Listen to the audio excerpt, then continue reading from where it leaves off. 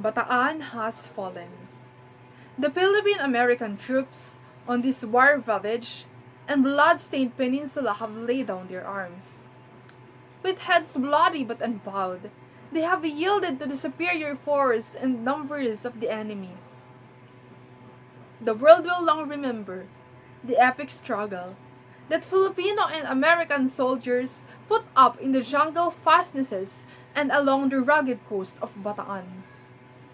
They have stood up uncomplaining under the constant and grueling fire of the enemy for more than 3 months.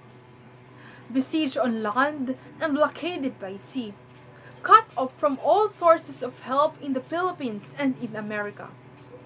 The intrepid fighters have done all that human endurance could bear. For what sustained them through all these months of incessant battle was a force that was more than merely physical.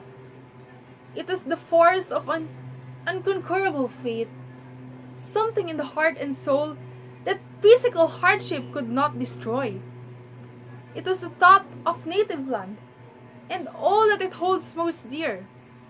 It was the thought of freedom and dignity and pride in this most priceless of all our human prerogatives.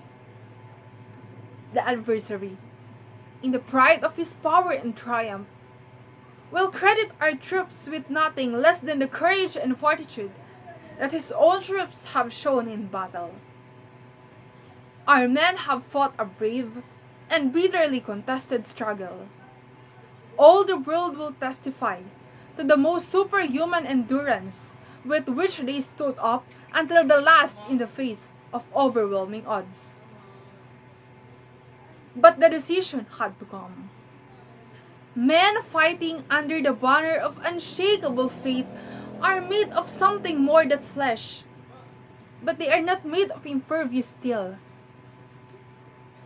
The flesh must yield at last. Endurance melts away, and the end of battle must come. Bataan has fallen, but the spirit that made it stand, a beacon to all the liberty-loving peoples of the world, cannot fall. All of us know the story of Easter Sunday.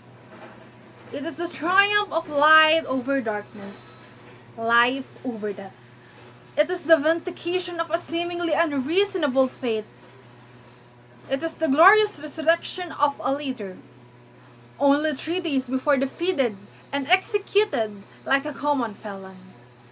Today, on the commemoration of that resurrection, we can humbly and without presumption declare our faith in our own resurrection, our own inevitable victory. We too were betrayed by Judases. We were taken in the night by force of arms. And though we had done wrong to no man, our people were bound and delivered into the hands of our enemies. We have been with mock symbols of sovereignty, denied by weaklings, lashed with repeated oppression, tortured and starved. We have been given gall to drink, and we have shed our blood. To those who look upon us from afar, it must seem the Filipino people have descended into hell, into the valley of death.